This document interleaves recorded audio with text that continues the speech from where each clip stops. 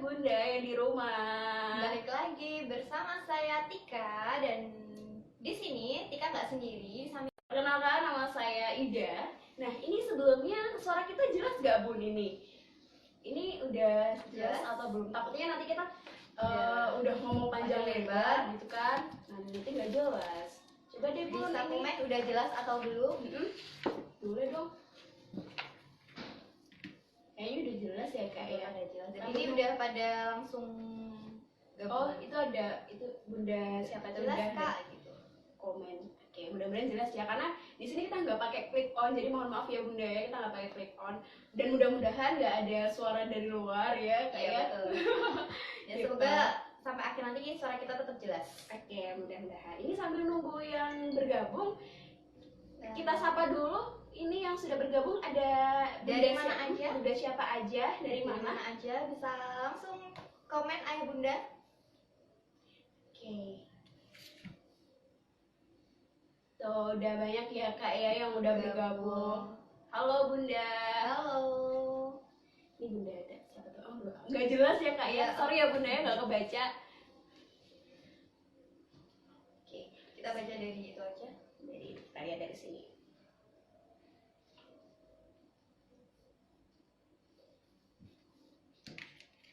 Oh ya Bunda, mengingatkan ini kan masih sambil nunggu yang bergabung ya. Itu minta tolong nih Bunda yang udah bergabung, boleh deh itu di share ke teman-temannya, karena nanti bakalan ada materi menarik dan sangat berbobot juga.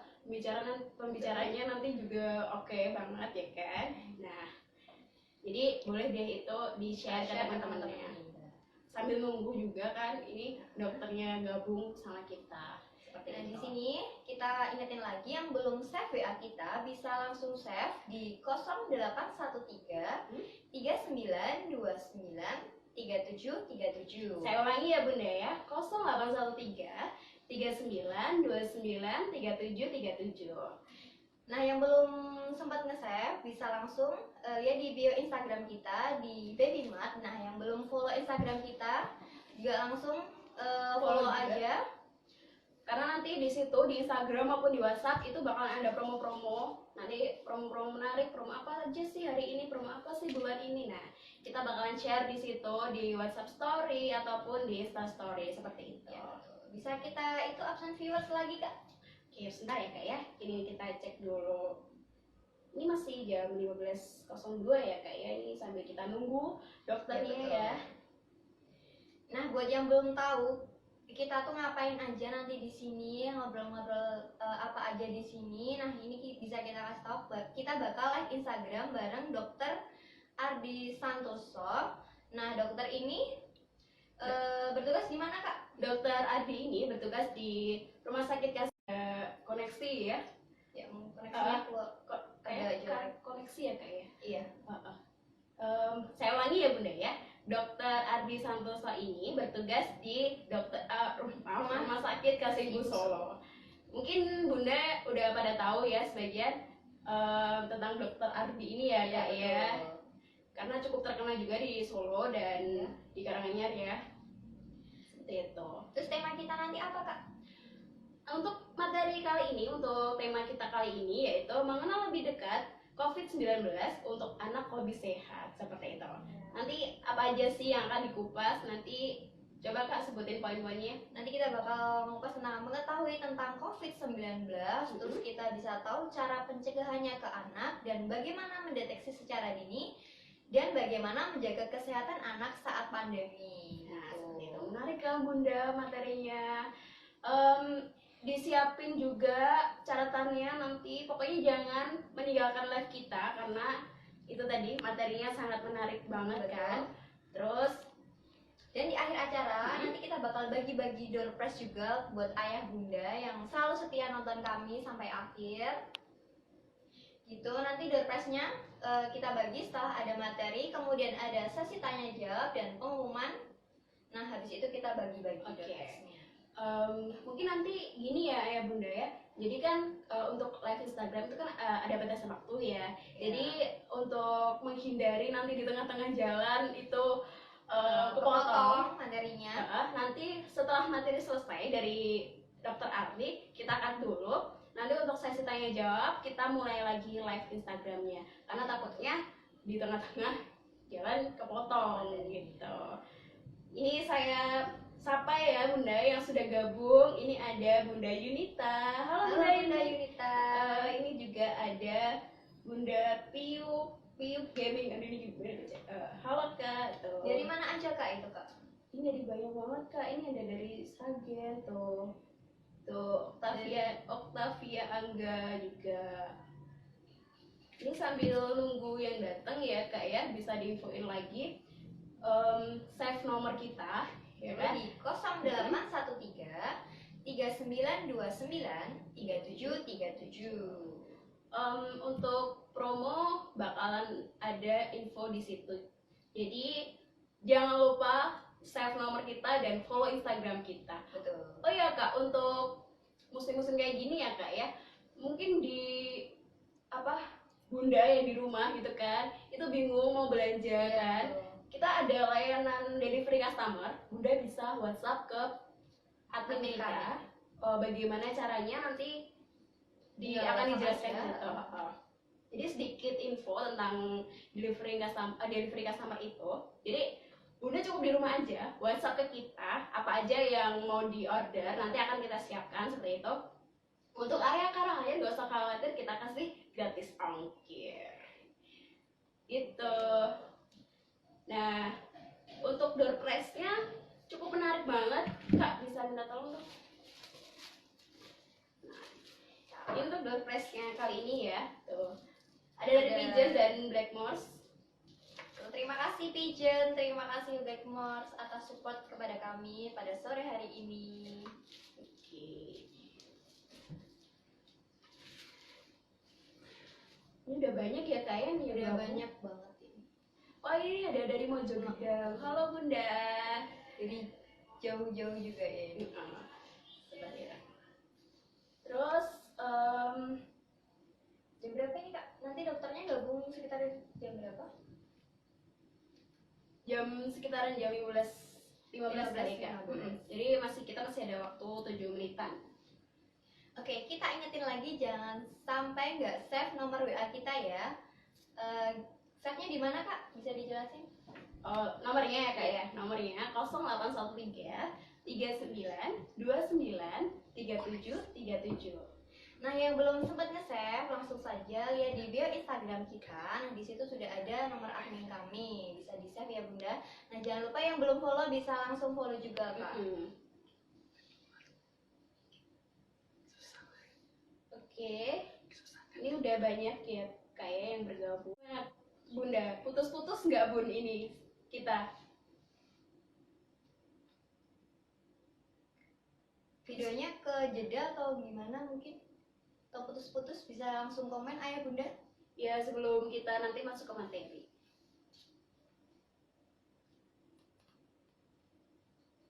Ganti koneksi aja.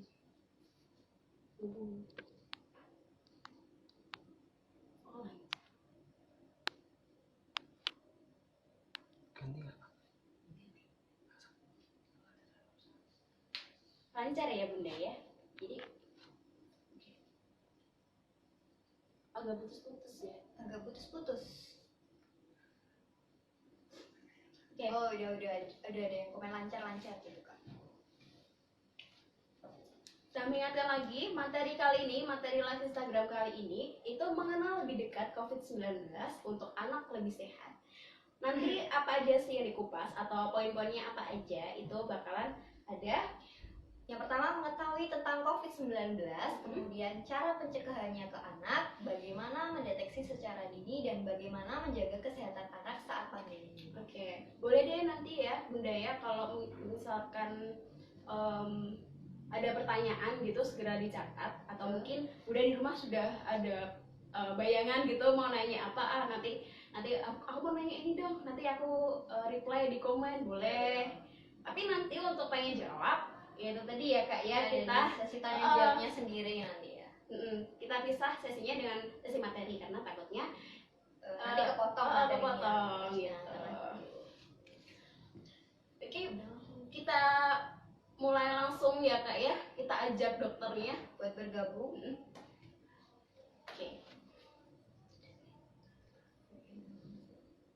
ini kita nunggu dokternya dulu ya.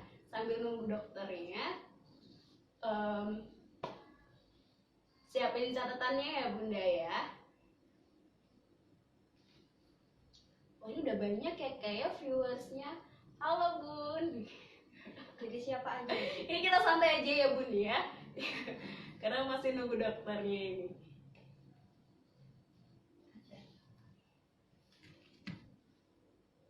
Lagi.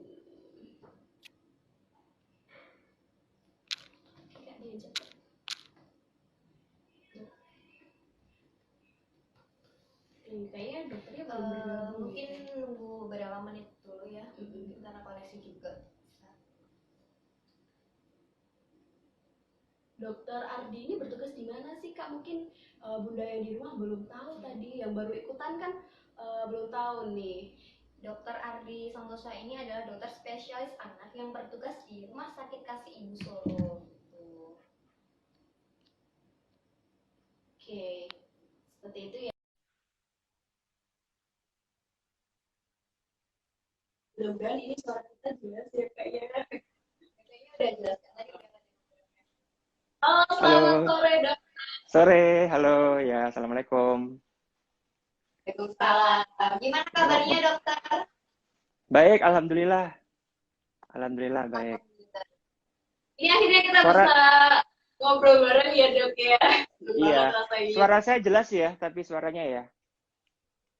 Oh iya jelas dok ini. Alhamdulillah jelas. Bentar, Kalau dari saya kita pakai. jelas dok ini. Semuanya juga bisa ikut jelas mendengarkan nanti ya. Oke. Oke. Iya dok. Gimana dok, masih praktek terus ya dok ya?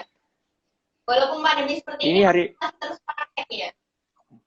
masih. Jadi untuk anak sehat dan anak sakit tetap kita layani, tapi terpisah layanannya. Jadi nggak campur dengan anak yang sakit dan yang sehat. Masih Semoga tetap di berkah terus garda ya, Dok, terdepan. ya. Amin, alhamdulillah. Semoga sehat terus semuanya. Iya. Oh iya dok. Untuk live Instagram kan dibatasi waktunya ya dok ya.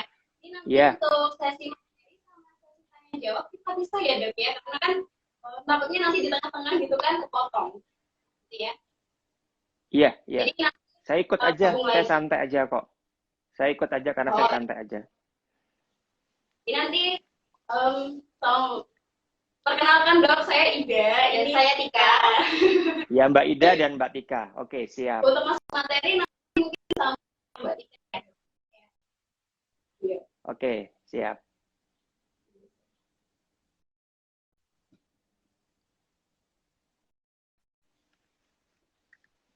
Ya oke. Langsung aja ya, ya dokter, karena sepertinya ayah bunda sudah tidak sabar lagi buat menerima materi tentang mengenal lebih dekat COVID-19 untuk anak COVID. Tanpa buang-buang waktu lagi, kita ikuti bersama penjelasan dari Dokter Ardi Santoso. Silakan dokter. Ya, terima kasih semuanya, ibu-ibu semuanya. Mungkin semua sudah kita lagi sekarang ini lagi di tengah-tengah namanya pandemi COVID-19. Coronavirus Disease 2019. Itulah artinya dari COVID-19. Ini adalah penyakit saluran pernafasan atas yang disebabkan karena virus. Ya, virusnya ini namanya virus ya, mungkin kalau masyarakat tahu ya, coronavirus, tapi jenisnya adalah jenis yang baru. Karena sebenarnya virus corona ini sudah ada ya, sudah dulu juga sudah ada jenisnya. Yang pertama, cuma ini yang kedua, ini adalah yang baru, yang mungkin kita nggak begitu paham juga ya tentang karakteristik dari virus ini. Maaf sambil benerin saya. Karena jenisnya adalah virus yang baru. Jadi mungkin kita dokter, peneliti juga pasti masih meneliti. Makanya vaksinnya juga belum ada. Vaksinnya juga belum ada karena ini adalah jenis yang baru. Dan variannya cukup banyak gejalanya. Kalau saya ditanya gejala yang spesifik seperti apa, tidak ada. Karena ini seringnya tumpang tindih dengan penyakit yang lain, apalagi untuk kita yang tinggal di daerah yang mungkin bisa dibilang zona merah atau yang apa ya, pandemi pasti kita zona merah ya, pasti banyak yang kena. Dia berbarengan dengan penyakit yang lain. Mirip dengan ISPA, infeksi saluran pernafasan atas. Mirip dengan common cold yang mungkin panas, ringan. Sebelumnya Ya. ini suaranya dokter agak putus-putus ini, Dok. Oh ya. Oke, udah jelas belum suara saya? Iya, memang agak putus-putus, Dokter. Sudah jelas belum? Masih putus-putus? Udah, ini udah. Udah lumayan bagus, Dok.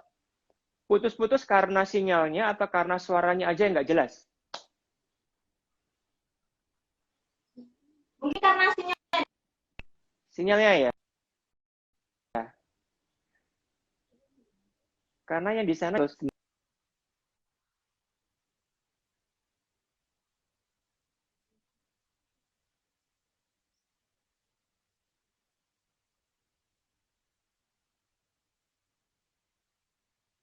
halo, Dok.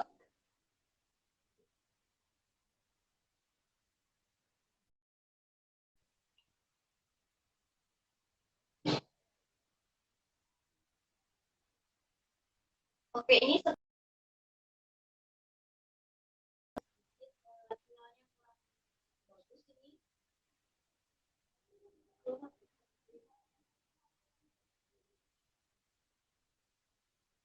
eh, apa Bunda, mungkin kita tunggu dulu karena ini mungkin kesalahan teknis. Sebenarnya agak jelek ini,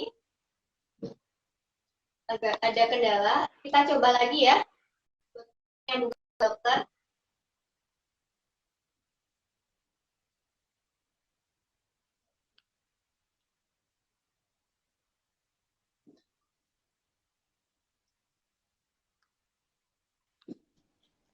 halo.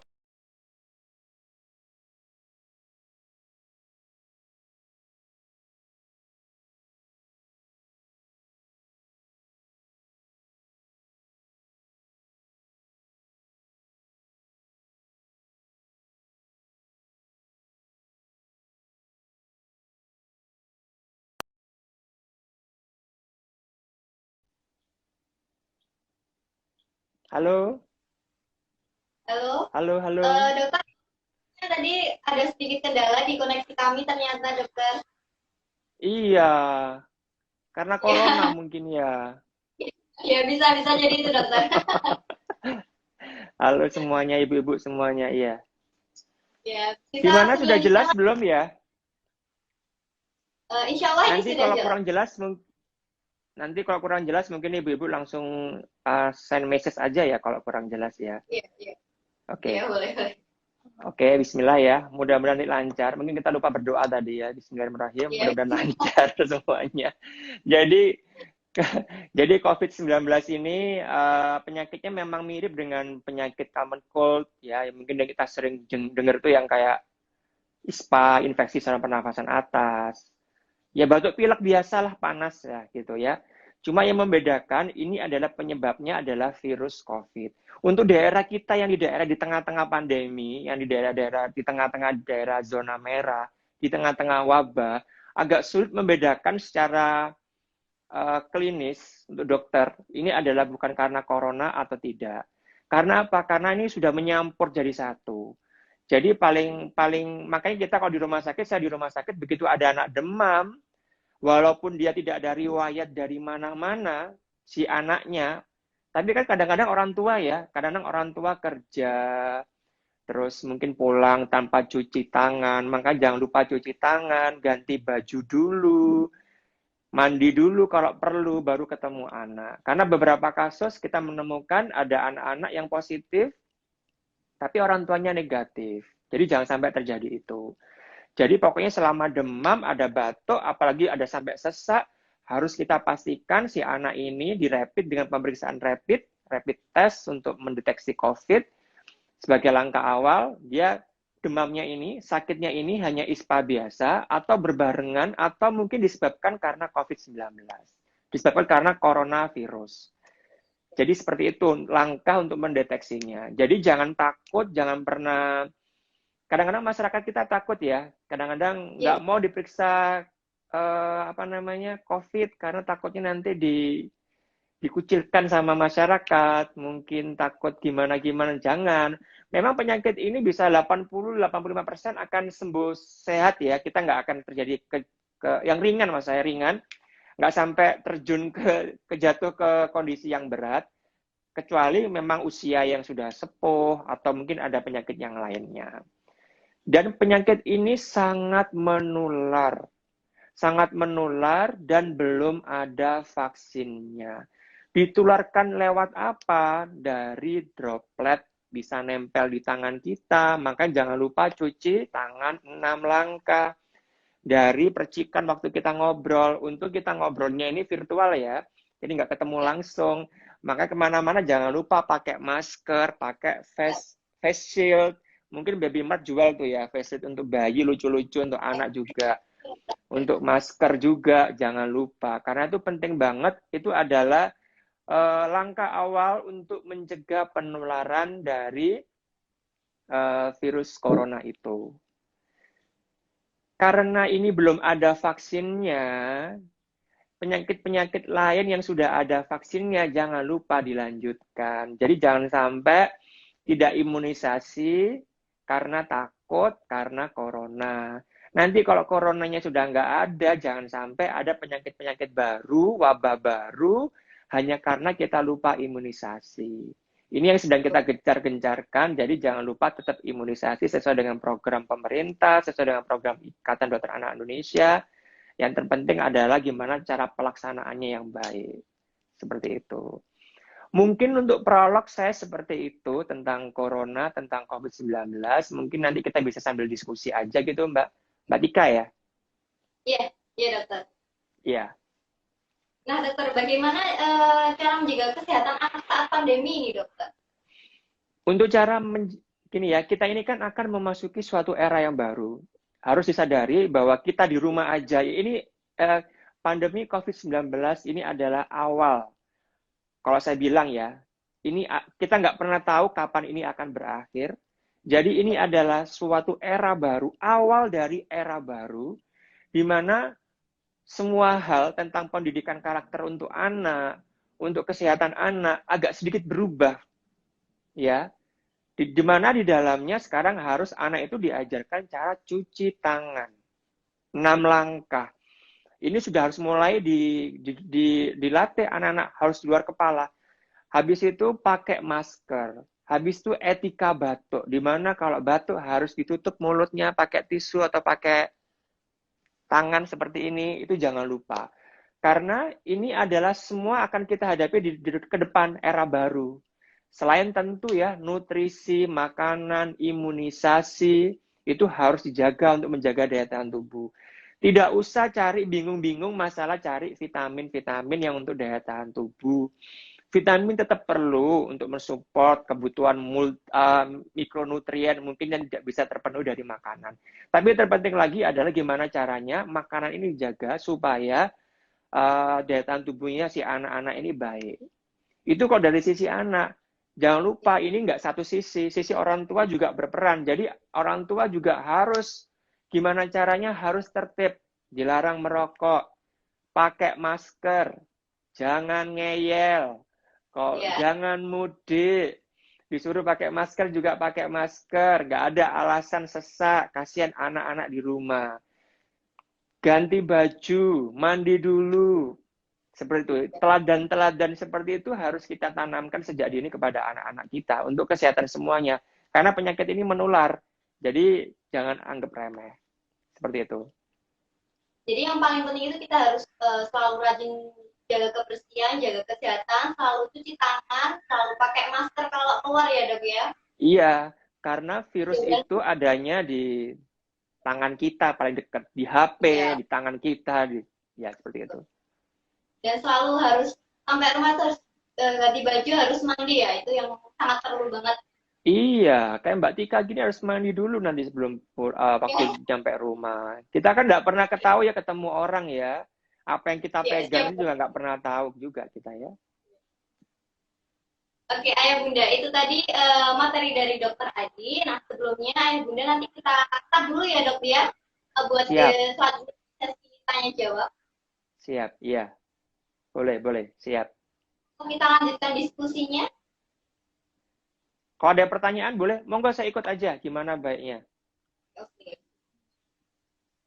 Mungkin materi dokter bisa dilanjutin lagi, mungkin. Oke, saya ingin membagi wawasan dulu ya tentang tentang COVID ini. COVID ini ada beberapa apa ya, bukan stempel ya, tapi adalah pembagian dari penggolongan beberapa resiko dari yang sudah terkena atau mungkin resiko terkena dari COVID-19. Ada Ya. mungkin yang sering dengar adalah istilah ODP dan PDP. Ya, ODP dan PDP ini adalah klasifikasi, menggolongkan aja, membantu kita tenaga medis untuk memudahkan mana-mana orang yang mempunyai resiko ya, meskipun pada prinsipnya kita sekarang nggak pernah tahu, kadang dia nggak PDP, nggak ODP, tapi ternyata positif. Tapi paling nggak harus tahu, siapa sih ODP itu? ODP adalah orang dalam pemantauan. PDP adalah orang pasien penderita yang dalam pengawasan. Jadi ini tahapannya lebih tinggi mendekati yang positif, yang PDP ya.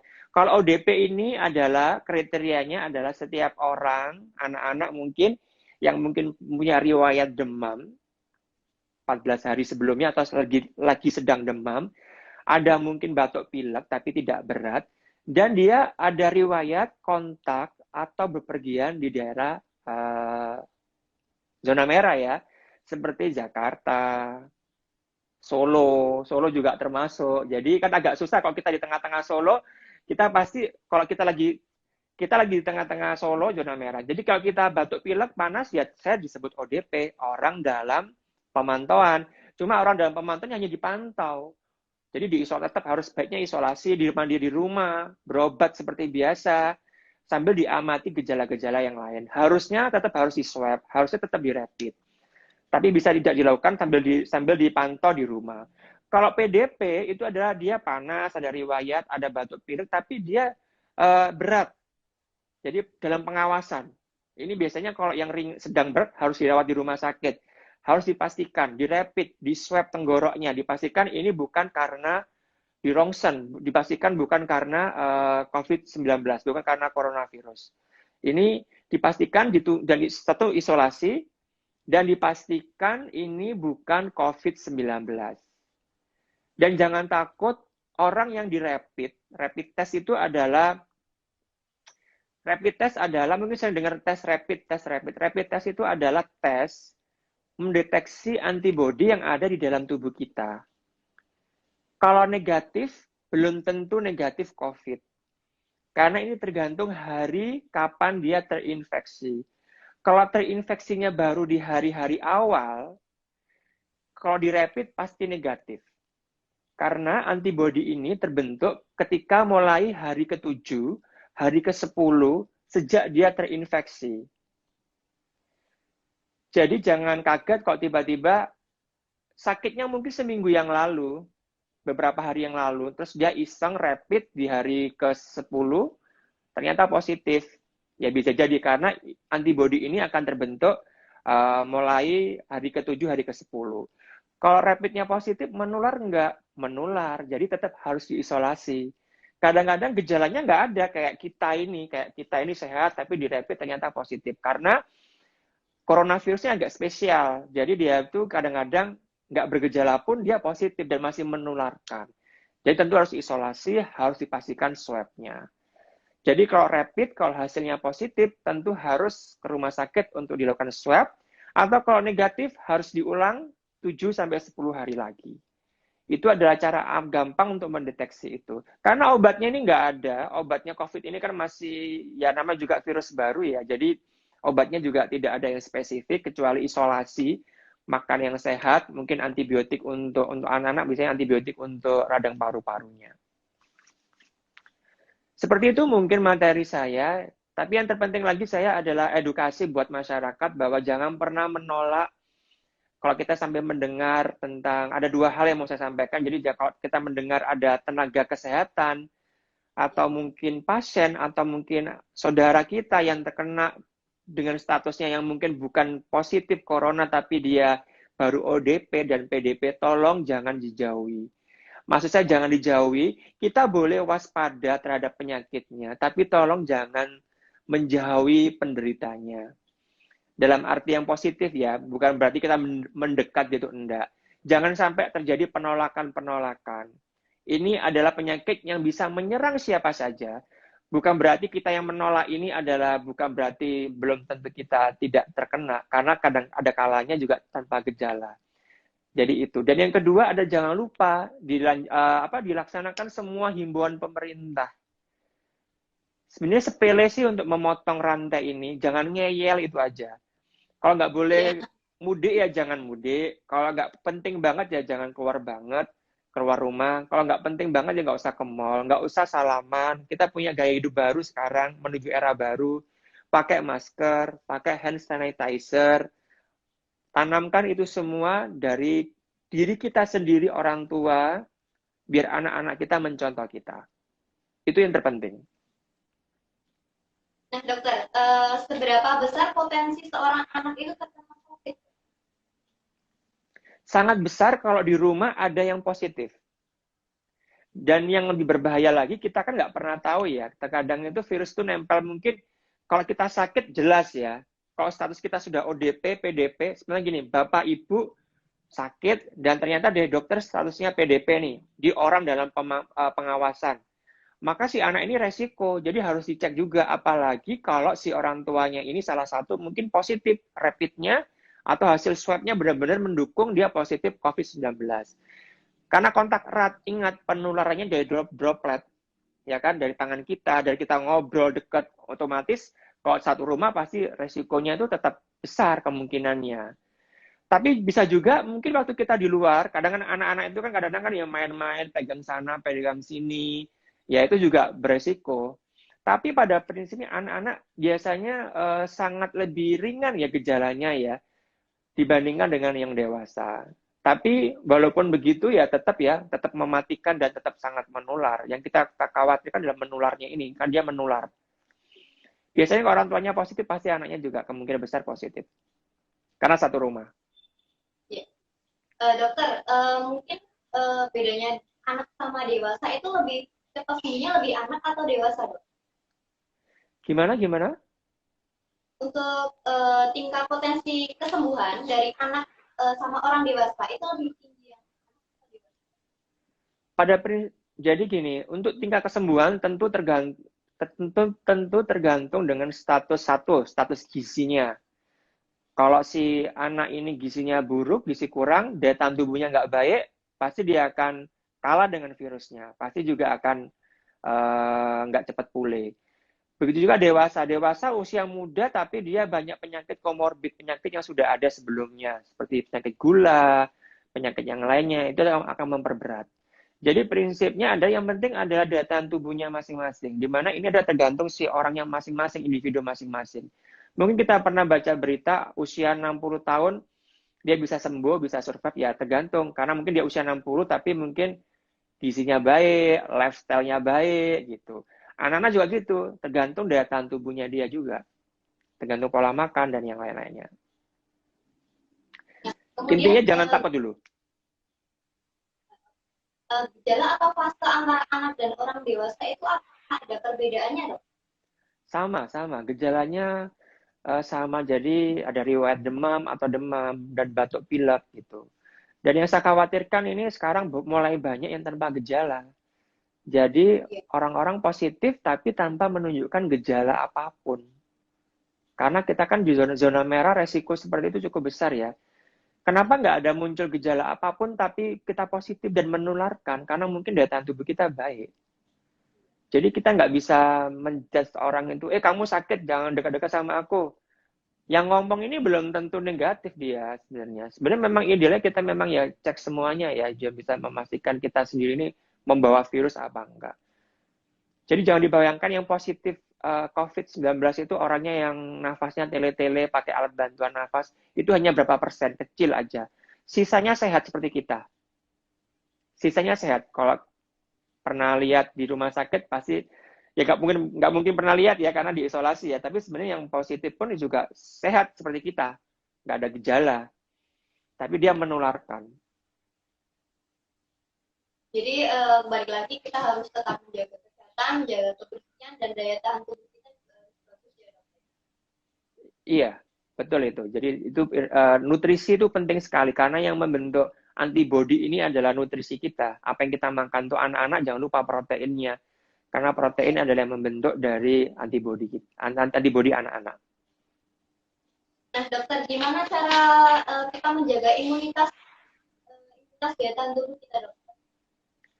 Yang pertama adalah tentu dengan pola hidupnya. Ini untuk general untuk semuanya ya, untuk dewasa, untuk anak-anak. Yang penting untuk menjaga daya tahan tubuh itu adalah pola makan. Ini nomor satu ini. Semua bergantung dari pencernaan kita. Jadi kalau pencernaan kita baik, apa yang kita makan ini baik, pasti daya tahan tubuh kita akan baik. Itu satu. Yang kedua adalah lifestyle-nya baik, tidak makan makanan junk food, makanan sehat, terus tidak merokok, tidak stres, harus happy. Jadi jangan sampai saya kemarin membaca berita karena terlalu lama di rumah sampai stres, mungkin nggak terbiasa pergi-pergi, nggak bisa pergi-pergi, terus stres jangan. Karena depresi, stres akan menurunkan sistem imun. Sistem imun itu bisa dipicu dengan perasaan bahagia. Jadi harus happy aja, jangan lupa senyum. Senyum aja walaupun di rumah. Kan bisa sambil di rumah, bisa sambil lihat-lihat katalog, belanja-belanja apa, biar happy gitu kan ya. Jadi jangan stres, ada hobi apa, salurkan hobi masak. Jadi seperti itu. Itu praktis sebenarnya untuk menjaga daya tahan tubuh itu sebenarnya mudah. Cuma ya kadang orang itu lebih mempercayai hal yang instan seperti mungkin vitamin atau yang gimana daripada merubah gaya hidup kita. Jadi gitu ya, selain pola makan kita juga harus menjaga kebahagiaan kita. Jangan sampai stres itu bisa meningkatkan daya imun. Jangan lupa senyum. Ya, jangan lupa senyum ayah bunda. Okay. Ini sudah ada beberapa yang bertanya itu. Karena waktunya masih banyak dok, ini langsung lanjut pertanyaan aja atau gimana? Boleh iya, langsung pertanyaan. Ini ada beberapa yang tanya ke saya ini dok gitu. Oh iya. Sudah banyak banget yang langsung komen ya dok ya. Saya boleh komentari enggak ini? Boleh dok, boleh. Tadi ada yang bertanya untuk menyusui gimana untuk COVID. Jadi untuk penderita yang positif COVID-19 atau mungkin yang PDP ya, yang dalam pengawasan, baiknya tidak menyusui secara langsung terlebih dahulu. Jadi harus dipumping, mungkin bisa dipakai alternatif yang lain. Tadi ada yang menanyakan, jadi jangan menyusui secara langsung. Ya, jadi aman sih asli dipumping, tapi jangan menyusui secara langsung. Seperti itu. OTG, iya, orang tanpa gejala. Tadi ada yang bertanya orang tanpa gejala. Memang tadi yang saya sebutkan tadi, banyak orang yang tanpa gejala tapi positif. OTG itu orang tanpa gejala. Jadi dia itu tanpa gejala, tapi dia terpapar dengan penderita yang positif COVID-19. Itu namanya OTG. Ya, selanjutnya ya dokter, ini ada dari akun Diah Rahma. Pertanyaannya, sebentar lagi hari raya pasti banyak ketemu keluarga besar yang kadang belum mengerti keadaan wabah ini. Nah, bagaimana kita mengantisipasi keadaan ini, dok? Loh kan tadi sudah saya bilang, jangan ngeyel, jadi jangan mudik ya.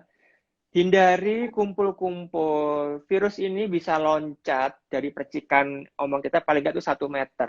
1 meter, 1 sampai 2 meter. Jadi kenapa harus jaga jarak 1 meter itu karena untuk menghindari ini. Saran saya, jangan jauhi kerumunan, jauhi kumpul-kumpul. Ya saya tahu ini adalah lebaran, tapi mungkin lebih baiknya lebarannya online dulu, silaturahminya online dulu. Atau kalau sampai ada tamu pun harus jaga jarak, ditemui satu ruang itu jangan sampai kumpul lebih dari banyak orang. Resikonya besar loh. Makanya ini kenapa himbauan pemerintah ini jangan mudik dan dikhawatirkan puncak-puncaknya corona ini adalah di hari lebaran karena pasti banyak orang yang ngeyel silaturahmi deh. Wong kita sholat aja dihimbau di rumah masing-masing. Jadi saya harap ya di rumah saja, lebarannya saat ini mungkin virtual dulu. Sabar dulu, nanti kalau sudah semuanya tenang, kita akan silaturahmi lagi. Mungkin seperti itu. Jadi ini harus ada kesadaran diri dari diri kita sendiri ya, Iya, Dokter.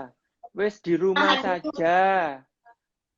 yang kita Di sayang. rumah saja, jangan ngeyel. Wes di rumah aja.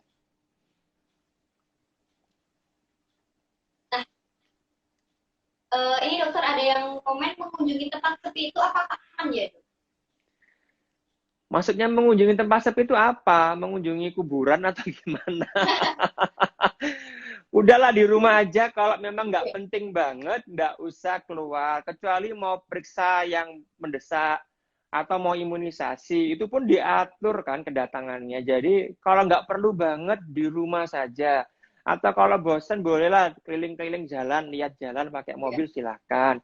Tapi yang udah nggak usah pergi kemana-mana, mau mengunjungi tempat sepi, apa yang mau dikunjungin? Nggak ada orang juga kan, sepi kan. Karena kita nggak pernah tahu ya nempel-nempel di mana-mana, kita nggak pernah tahu. Udahlah, daripada gitu mending di rumah, silaturahmi virtual online. Intinya jangan ngeyel ya Bunda, tetap di rumah, stay at home ya Dok ya. Ya, jangan ngeyel, udah nggak usah beli baju lebaran. Ditunda dulu. Ya, ya dokter, ini ada akun dari Fitri Herlian nih 87 Dok. Dok pernah baca katanya golongan darah O itu tidak mudah tertular virus corona. Itu benar nggak Dok? Tidak sepenuhnya benar, karena masih dalam penelitian. Jadi ini kan memang kan virus baru, penyakit baru, jadi kita tuh masih sangat mencari celah untuk pengobatan dan alternatif-alternatifnya untuk pencegahan. Tapi tetap jangan ditelan mentah-mentah, jadi karena masih proses dari penelitian. Bukan berarti nanti golongan darah O nanti nggak pakai masker, nggak pernah cuci tangan, terus kumpul-kumpul di keramaian, tidak, semua sama. Jadi tetap anjuran pemerintah yang saya sebutkan tadi tetap dijalankan. Seperti itu. Selanjutnya dokter, ini ada pertanyaan. Dok, gimana cara aman mengajak anak imunisasi saat pandemi seperti ini? Karena anak saya harusnya 18 bulan imunisasi, sekarang sudah 21 bulan. Yang pertama, cari tempat yang dipisah antara yang sehat dan yang sakit, ya, biar tidak ketemu. Terserah mau di mana aja, mau di rumah sakit, mau di klinik, atau mau di tempat saya, di klinik saya juga silahkan. Yang penting adalah, pokoknya ini dipisah. Jadi anak yang sakit sama yang sehat tidak ketemu. Yang kedua, harus dijaga ini. Kalau anak umur 20 bulanan, itu kan bisa lari, sudah bisa jalan. Tetap kalau bisa pakai masker. Syukur-syukur bisa pakai face shield. Kalau syukur-syukur lagi, kalau memang belum, tanya ke petugas di tempat imunisasi, kalau memang belum gilirannya, jangan turun dulu. Dipastikan datangnya jam berapa, dan karena dia sudah jalan, sudah lari, dicegah jangan sampai dia pegang-pegang macam-macam, cuci tangan. Intinya seperti itu. Jadi bukan berarti ditunda, silakan. Kebetulan kalau di tempat saya sendirikan. Kalau di klinik kita nggak melayani anak sakit sama sekali, jadi full semua anak sehat. Itu pun yang masuk ke ruangan hanya 1 orang. Harus cuci tangan dan pengantarnya harus sehat, karena saya juga maunya aman. Dan kedatangannya harus sesuai dengan yang diinfokan oleh petugas pendaftaran. Nggak boleh ngeyel sekali lagi, nggak boleh nunggu. Kalau belum waktunya datang, ya jangan datang, nunggu di luar dulu, nunggu di mobil dulu. Baru nanti masuk, baru nanti di screening, baru masuk imunisasi. Silakan cari, pokoknya tempat di mana yang penting adalah dipisah. Dan pastikan sehat dulu si anak dan si pengantar. Jangan sampai nanti yang nganter juga sakit, nanti ternyata ya gimana-gimana malah nulari yang anak-anak yang lainnya.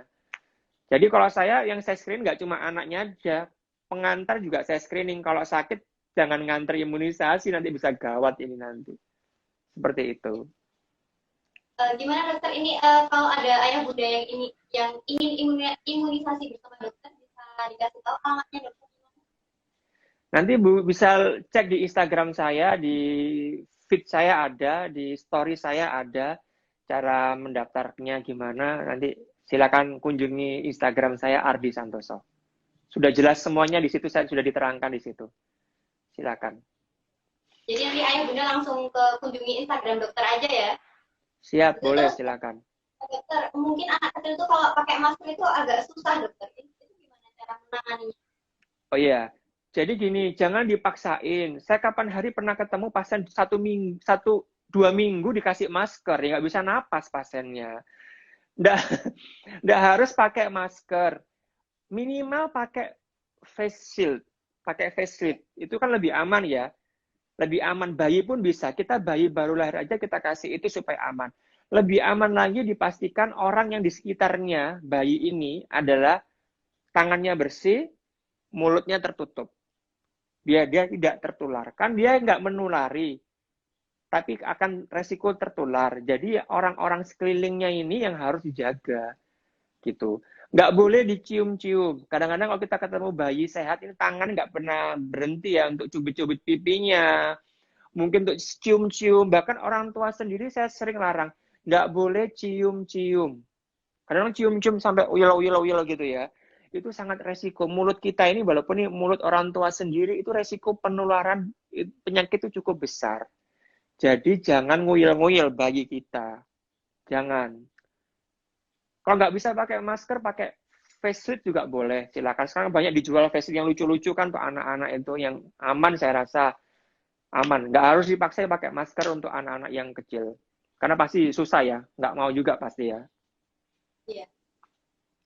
Lanjut ya dok ya. Siap, ya. Ini dok, ada yang tanya, apakah virus bisa menular lewat ASI dokter? Iya.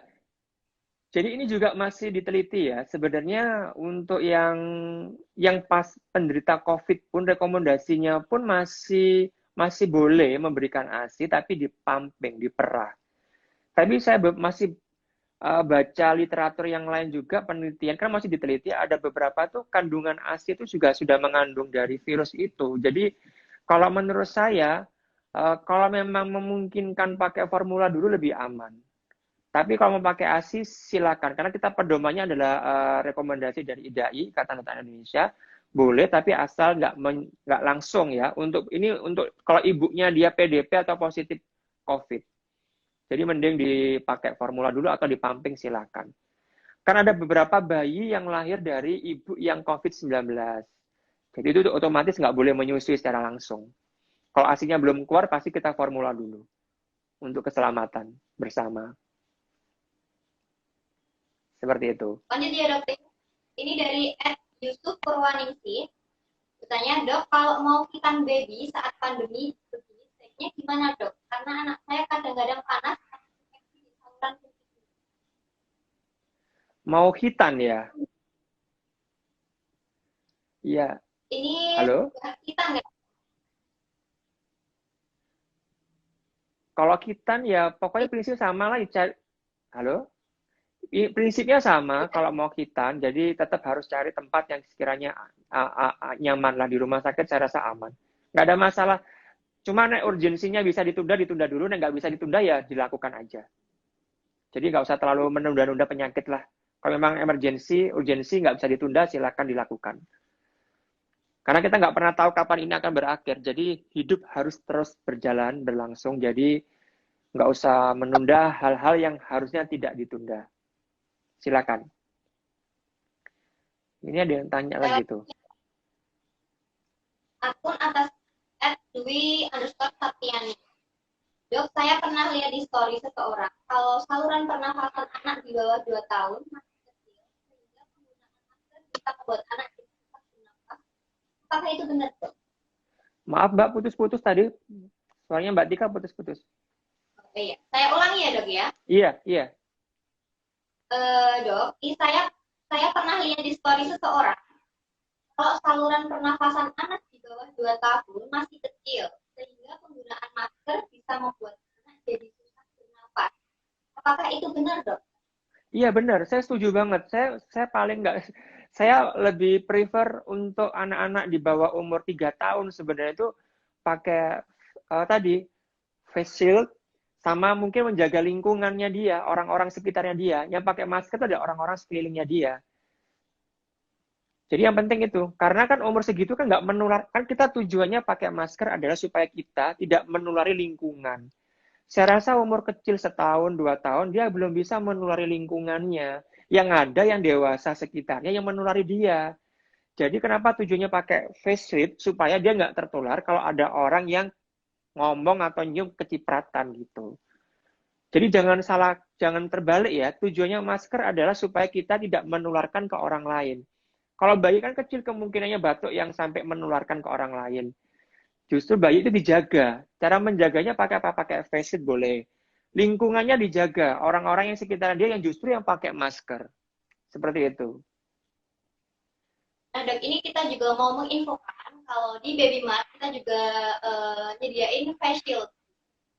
Iya, Jadi buat ayah bagus bunda itu. yang kita langsung ke Baby Mart gitu, dokter. Iya, bisa segera. Nanti saya rasa anak-anak semuanya harus punya face shield. Silakan pesan kalau memang Baby Mart ada. Apalagi bisa online, bisa dikirim. Wah, luar Ya, betul. biasa. Oke, dokter. Lanjut lagi ya, Dok ya. Siap, ya. Ini dari akun Via Lala. Dok, seberapa penting konsumsi imun booster atau multivitamin untuk anak? Kalau penting, bagaimana dosisnya, dokter? Untuk multivitamin ya, untuk vitamin sebenarnya kita berikan mulai sejak dia usia 4 bulan sampai 6 bulan, yaitu suplemen zat besi. Ini penting karena sesuai dengan rekomendasi Ikatan Dokter Anak Indonesia, di mana anak-anak yang usia 4 sampai 6 bulan itu dia berisiko kekurangan vitamin zat besi. Di mana kandungan ASI zat besi itu sudah mulai turun. Sedangkan efeknya nanti bisa terjadi anemia. Kita jangan sampai pada usia golden period, usia 0 sampai 2 tahun, itu adalah masa-masa golden period di mana perkembangan otak ini cukup lagi hot-hotnya, jangan sampai kekurangan zat besi. Kalau nanti sampai kekurangan zat besi, sampai dia anemia, nanti perkembangan otaknya nggak akan maksimal. Efeknya apa? Nanti ketika usia 5 tahun, usia sekolah, dia jadi ngantuan, daya ingatnya tidak baik, daya konsentrasinya tidak baik. Jadi jangan bangga dulu punya anak yang gendut, tapi nah dia gendut, tapi kalau anemia itu ya termasuk kurang gizi. Makanya zat besi mulai diberikan ketika usia 4 sampai 6 bulan. Diminum terus setiap hari sampai usia 2 tahun. Ya, itu yang penting. Jadi vitamin yang penting ada itu zat besi. Untuk multivitamin, untuk menambah multivitamin, mungkin menambah vitamin A, B, dan lain-lainnya, itu silakan. Saya nggak pernah merekomendasikan, tapi silakan. Karena pada prinsipnya kalau saya pribadi, selama makanannya sudah oke, gizinya seimbang, nggak minum vitamin pun juga nggak masalah. Kecuali zat besi tadi tetap harus diberikan. Kalau multivitamin hanya untuk melengkapi, silahkan. Mau merek apa aja boleh.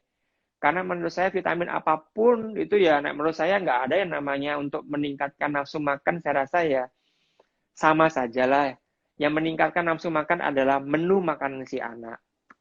Jadi seperti itu. Baik, dokter. Ini karena udah 1 jam, dokter mau beberapa pertanyaan lagi mungkin? Silakan saya bebas, saya free waktunya sampai Baby Mart gimana baiknya, silakan. Saya temenin. Oke, ini baiknya kita cut dulu ya, dok. Ya, dokter. Siap. Nanti kita sambung lagi. Siap, boleh, silakan. Iya. Halo, dokter Ardi. Iya, selamat sore. Iya, selamat sore. Kita lanjutin lagi ya, dok ya. Boleh, siap. Ini udah ada banyak pertanyaan lagi. Iya. Akunnya @lia Febrianti 01. Oh, salah, maaf, ini zat besi di Baby Mart belum ada ya, Kak? Apa harus di apotek? Ya, salah. Pertanyaan. Kalau zat besi kita adanya multivitamin ya. Mungkin nanti bisa sedia itu. Iya. Ya Allah, siap, dokter. Insya Allah diusahain.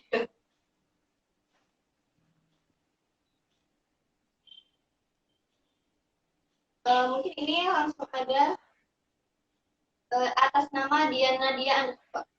Dok, apa penggunaan tisu basah sudah cukup untuk membersihkan tangan dan mainan? Ya tergantung ya tisu basahnya ya. Jadi kita harus pintar-pintar membaca ingredients-nya, komposisinya, jangan sampai nanti kadar alkoholnya kan ada standar pembersih sanitizer, hand sanitizer ataupun tisu sanitizer itu adalah kadar alkoholnya berapa persen. Jadi selama itu bisa terpenuhi dari mungkin bisa dibaca di balik produknya kalau memang bisa saya rasa cukup. Tapi jangan lupa diselingi juga dengan cuci tangan langsung ya. Jadi jangan selalu pakai itu terus, jadi tetap pakai cuci tangan juga. Dokter, kalau yang tisu basah yang ada antiseptiknya itu apakah bisa, dokter? Bisa, tapi gini, ini kan kita menghadapi virus juga ya, jadi kan bukan hanya antibakteri saja, tapi yang kita kan harapannya anti virusnya juga mati kan ya. Sedangkan virus corona ini kan katanya kan dia lebih bisa larut dengan sabun sebenarnya. Jadi jangan lupa bisa sih silakan untuk jaga kebersihan, tapi jangan lupa cuci tangan juga. Jadi berapa kali pakai tisu basah, pakai hand sanitizer, tapi bisa sekali juga kita pakai cuci tangan.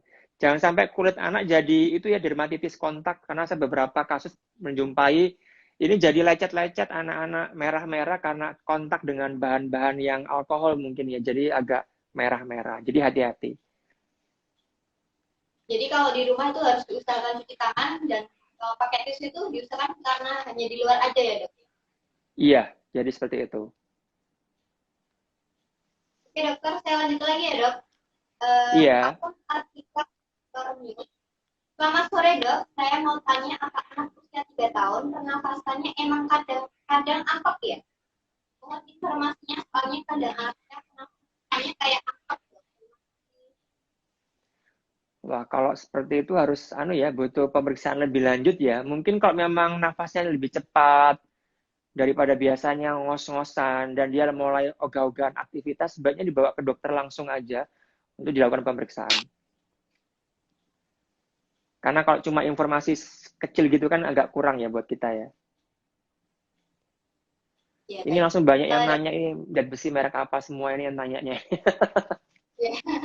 Nanti bisa langsung konsultasi sama dokter ya yang itu. Nanti bisa lewat saya di Halodoc juga bisa. Silakan, saya juga ada di Halodoc, jadi silakan kalau mau cari saya. Ya baik. Dokter, ini nanti sesi tanya jawab kita batasin sampai jam 16.15 ya dok ya? Siap, boleh. Oke, kita lanjutin pertanyaan lagi ya dok. Dari @dian_info. Dok, berapa kali efektif harus cuci tangan untuk anak karena si anak punya riwayat sedang dan kebutuhan khusus yang sering menindas dan memutar. Oke. Jadi kan tujuannya cuci tangan ini adalah ketika kita, jadi gini, cuci tangan itu tujuannya ketika kita megang sesuatu yang lain, ya, kita harus cuci supaya yang bekas-bekas kita pegang tadi nggak masuk ke dalam mulut kita, nggak masuk ke pernafasan kita. Tapi kalau kita sudah dalam kondisi bersih, tangan ini bersih, tapi kita main-main mulut kan saya rasa nggak ada masalah. Jadi aman-aman aja. Kecuali di sekeliling anak tadi ada orang dewasa atau orang lain yang memegang dia, atau mungkin ngobrol di sekitar dia, atau mungkin bersin di sekitar dia. Nah, itu yang harus kita waspadai.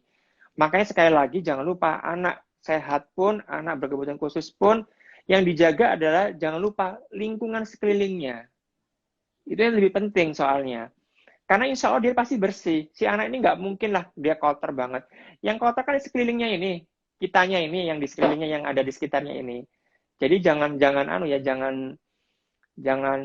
dibalik. Konsep prinsipnya itu harus dipegang dulu.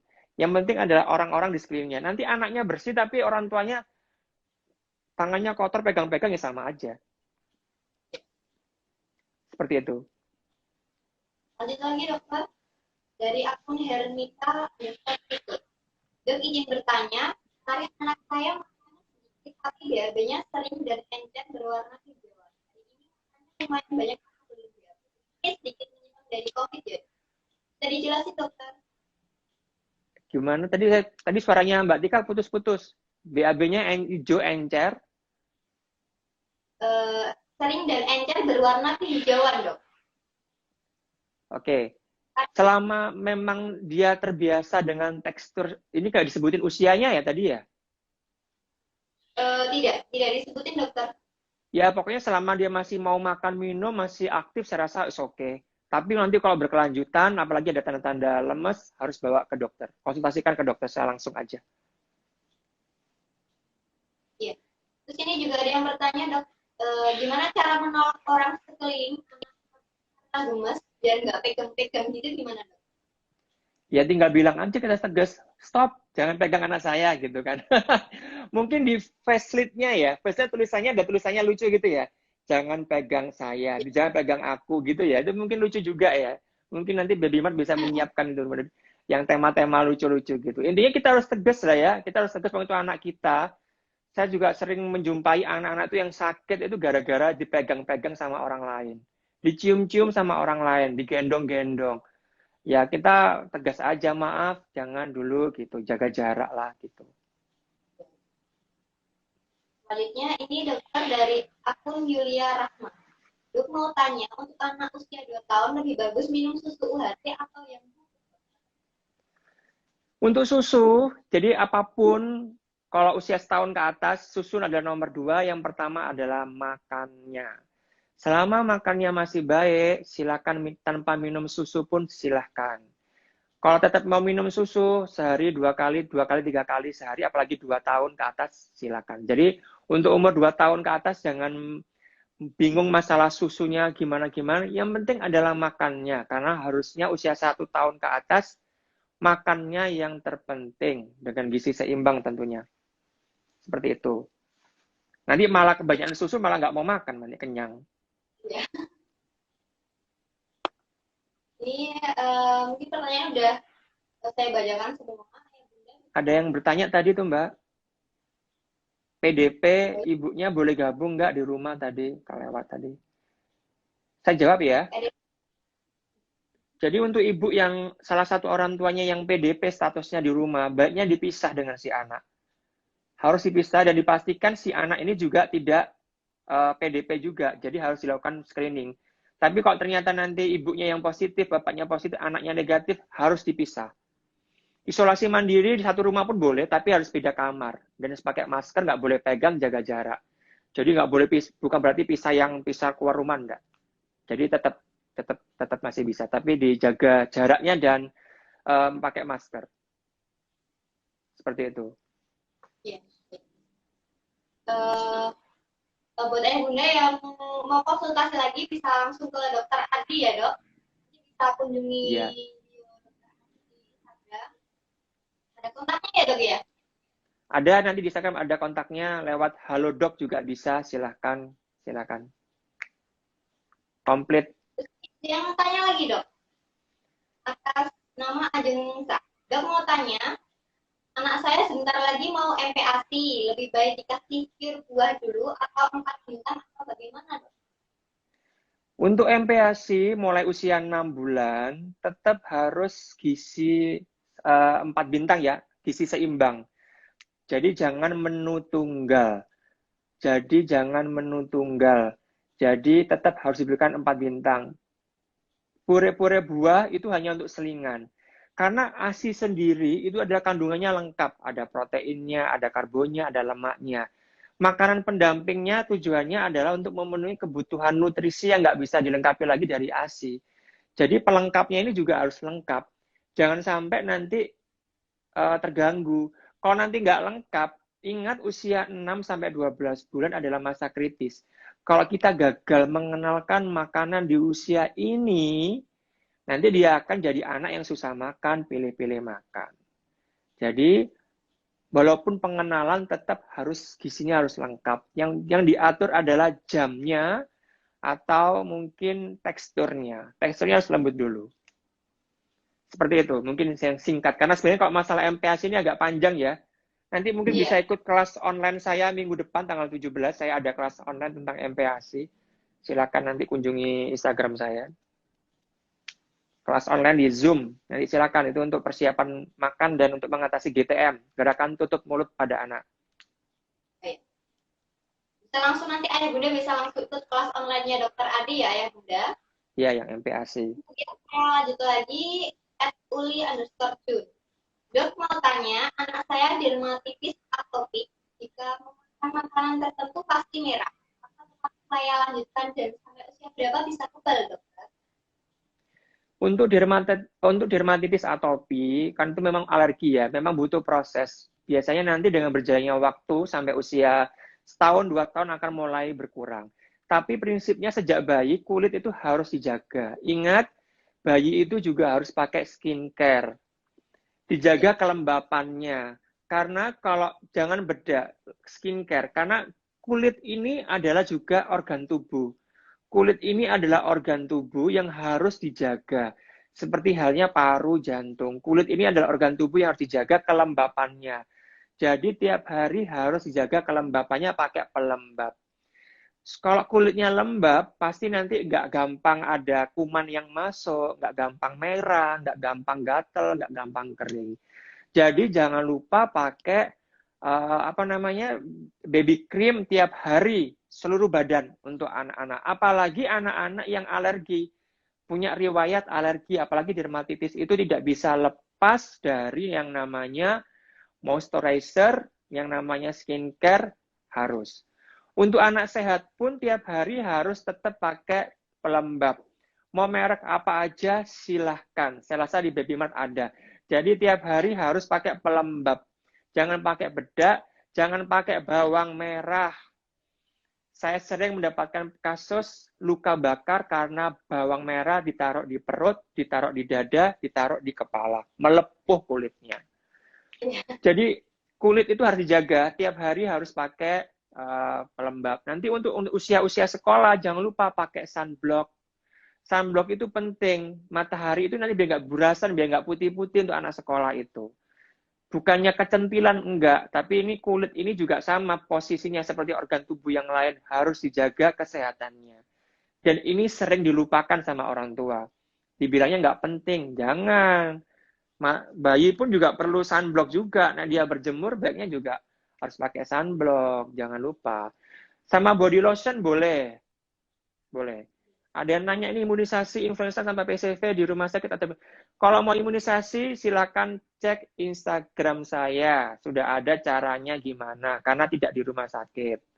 Rumah sakit hanya untuk anak sakit kalau saya. Kalau mau imunisasi silakan cek Instagram saya, ada pengumumannya di situ. Baik, Kalau di dokter, Baby Mart untuk belum ada klinik ya. ya, untuk ayah bunda yang mau konsultasi lebih lanjut dengan dokter bisa langsung kontak dokter ya, Dok ya? Ya, bisa. Silakan nanti kunjungi Instagram saya aja. Ya. Mungkin cukup ya, Dok, materi kali ini. Oke. Terima kasih banyak mau berbagi materi bersama kami semua. Sama-sama. Terima kasih. Semoga Semoga bermanfaat bagi ya. Amin. Amin. Semoga bermanfaat, sehat semuanya. Amin. Oke, saya pamit dulu kalau gitu ya. Ya, terima Saya kasih kembalikan. dokter. Saya pamit, sehat semuanya. Salam buat semuanya. Salam sehat dari saya. Selamat sore. Baik, dokter. Terima kasih. Ya.